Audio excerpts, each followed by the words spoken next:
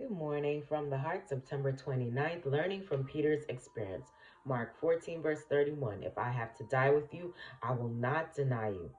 The reason so many of Christ's professed disciples fall into grievous temptation is that they have not a correct knowledge of themselves. Here is where Peter was so thoroughly sifted by the enemy.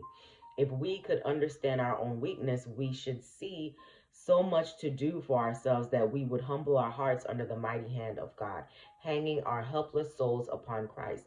We would supplement our ignorance with his wisdom, our weakness with his strength, our frailty with his enduring might.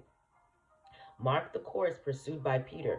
His fall was not instantaneous but gradual. Step after step was taken until the poor, sinful one denied his Lord with cursing and swearing.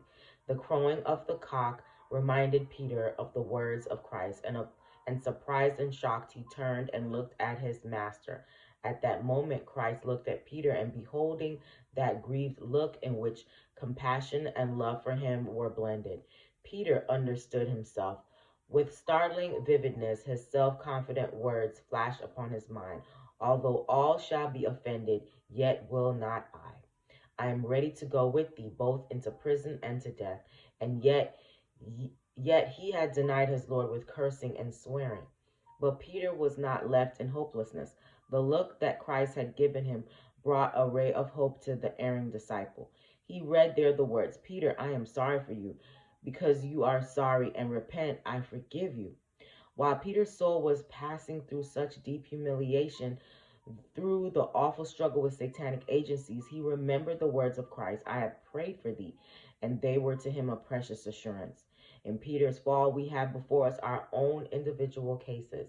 Just as verily as did Peter, many of the professedly commandment-keeping people of God dishonor and bring reproach upon their best friend, the one who can save them to the uttermost.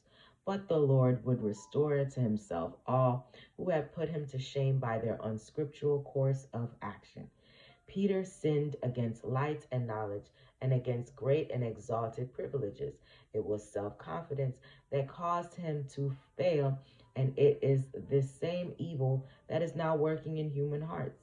It may be our purpose to be right and to do right, but we shall most surely err unless we are constant learners in the school of Christ. Our only safety is in walking humbly with God. Hope you have a great day today. Live from the heart.